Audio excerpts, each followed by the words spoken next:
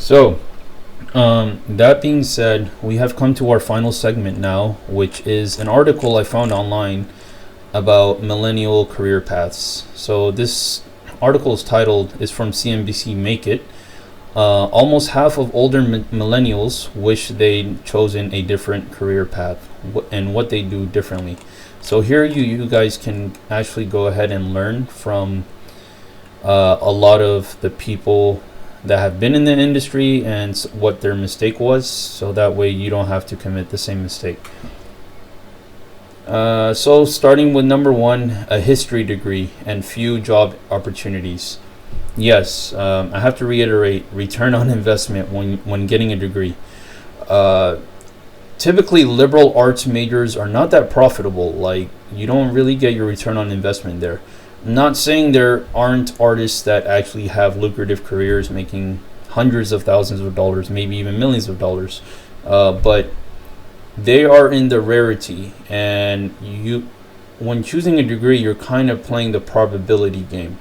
And if you're going to pursue, if this is like your passion, like history and stuff, or liberal arts major, just have a backup plan. Say, what's going to be my day job? Okay, am I going to major in a STEM field, do a double major and have history as my second major or history as a minor? That way you can pursue it after hours and build it into something better. And you're not starving to death pretty much. Your day job is, your day career is supporting you, and then you're pursuing your passions on the side. That's what a lot of people are doing nowadays, and it's something I definitely recommend when it comes to those type of majors. All right, so the next one is a $170,000 law degree that doesn't pay off. Again, you have to do this correctly. I have to reiterate, if you're going to go to law school, again, make sure you either have the money for it saved up, make sure you have scholarships lined up, or make sure that you have someone else paying for it, like your company, whatever the case might be. But the last thing you want to do is not front the money for a degree like this, because it could be very expensive, and you don't want to be in the hole $170,000. That's a lot of money, and that's a huge shovel. The average starting salary for most lawyers is around $60,000. So again, that's starting. Of course, you're going to make a lot more later on in your career, but when you look at that, you just have to think about how long you're going to be paying off that debt. So yeah, that's just something to think about when pursuing this degree. Again, law degrees are very lucrative. Again, you can make a lot of money out of it, but please guys, do it the right way. You want to save your money. You don't want to give it away to Sally Mae. Next up, we have not taking risks early on. So, with this one, it's saying in Denver, Stephanie McKay, 36 years old, doesn't have second thoughts about her chosen career, but does regret staying close to home. She was hired right out of college to work for an architecture firm. Okay. Spent the last 15 years building its communications department from the ground up, and now she is their director. Now she's saying, my biggest regret is I had all these desires to leave Colorado and go to New York, and I never did, she says. At the same time, McKay, who is married, a mom of 3 and a homeowner, wonders, if I moved, would I have had the same opportunities or be as far in my career at another large organization?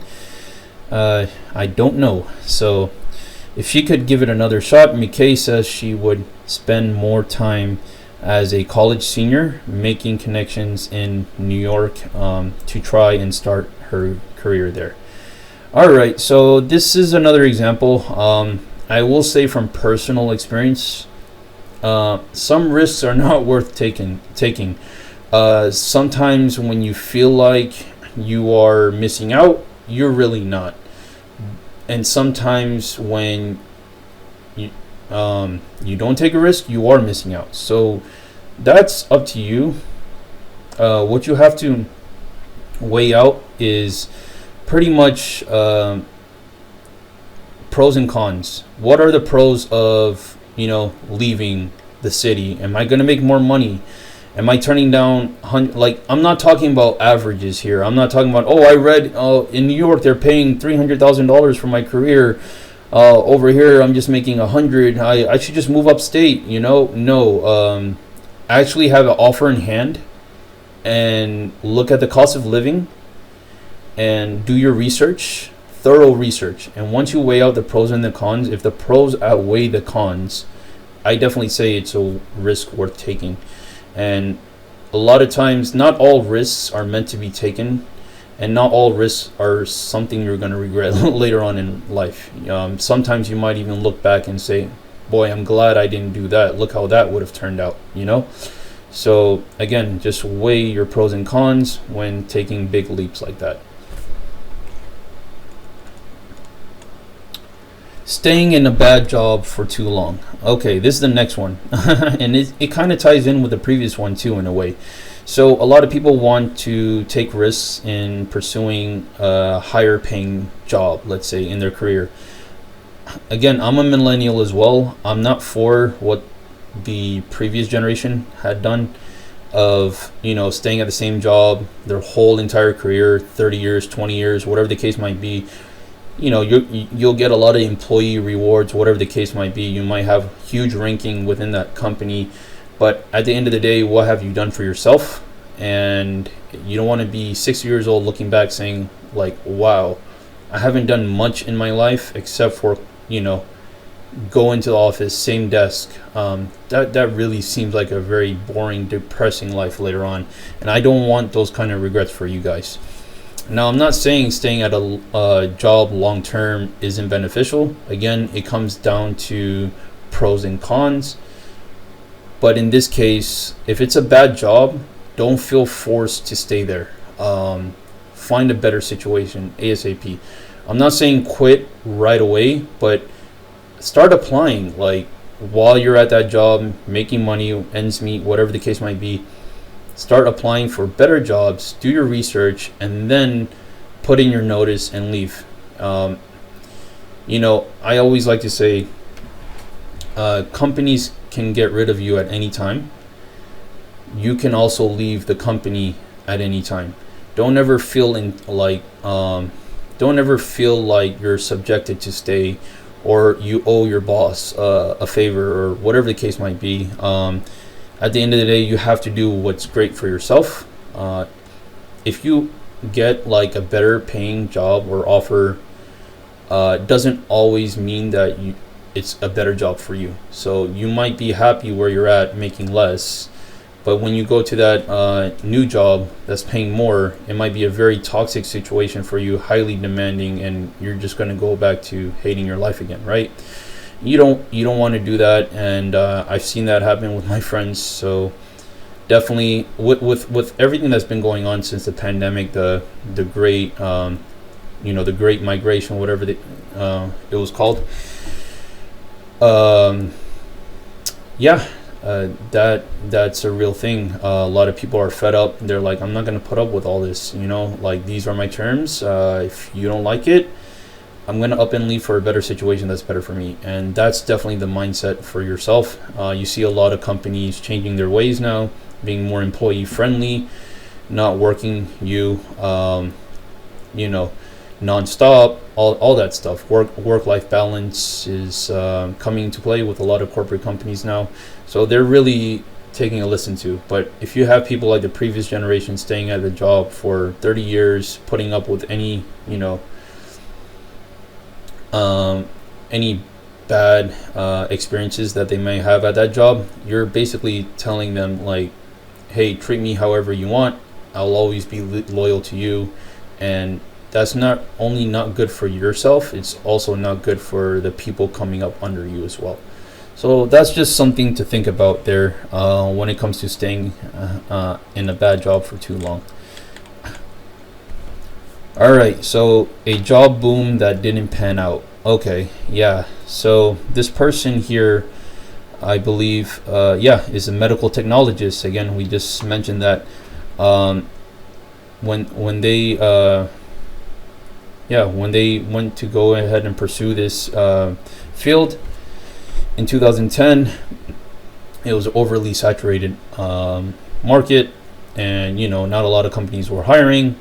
So a lot of those people, especially after '08 crash, didn't start their careers right away, and it was very hard for them to get a job later on. I will say this: you can't predict these type of things, but if you study something that's very lucrative and you're pretty good at it, or if you ever find yourself in this type of position, you were laid off or whatever the case might be, and you might have an employment gap, I always say just keep up with your experience. Whether you can upskill with certifications, do some one-off gigs here and there pertaining to your field, whatever the case might be. Just definitely what you want to do is keep current, and a lot of people do freelancing, right? Find out if your field has freelance opportunities and just freelance to fill in that gap, and then that way you don't have an employment gap, and it's easier for you to return to the job market once the dust settles, pretty much. All right, so that's pretty much it for the article. Key takeaway from this is always do what's great for yourself first. Put yourself forward. You do this by not going to debt for a useless degree. You also do this by trying to stay out of debt for a lucrative degree. Don't put up with things that you don't have to put up with. Always look for the best situation for yourself. Take necessary risks that you think will pan out in the future. And just always be open-minded, and never close your options or anything like that. So with that being said, it's been a great episode 2, speaking about all these topics to you guys. I hope to see you guys in episode 3. I do have a lot of topics planned for that as well. So hope you guys got a lot of benefit out of this, and I hope to see you guys in the next one. Peace. Also, guys, make sure to check out my merch. I do a new merch drop every single month, so link is in the description below. Go ahead and check that out.